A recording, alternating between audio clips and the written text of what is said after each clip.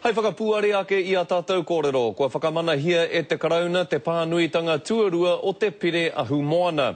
Hei tā te minita hāwika a Phil Heatley, he pire tēnei e whakatīnana ana I te kawenata, I wai tohuara I te marama o Haratua, I wainganui I ngā iwi o te waka a Māui me Hauraki.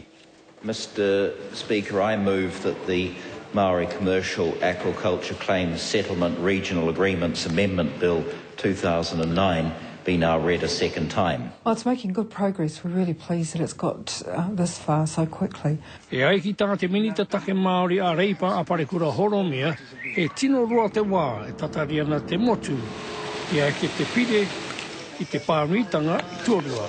Kua tai atu te wā I te tuku atu te pute ngā hua o te take nei mo te mahi te takutai mona ki a rata mā. Pēra I a rata o Hauraki, me wetahi o rata o te whenua o te Waipaunama.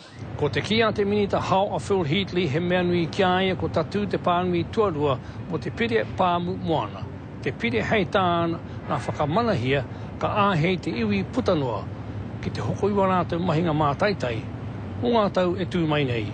Of course, there isn't the space there, and that's what the problem was. That's why this settlement went through, because there was no space. I te rā wā e tuku atu tātou te whakaia ki ngā kaunihere mai te motu, e kore e tai.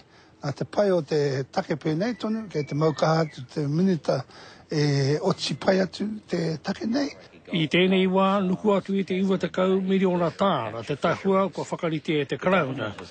Hei whakatutu ki ngā tono tuatahi a ngā iwi o Hauraki me te waka a Māui, ki te hoko mai wā rātau mahinga mā taitai, ki roto I o rātau rohe.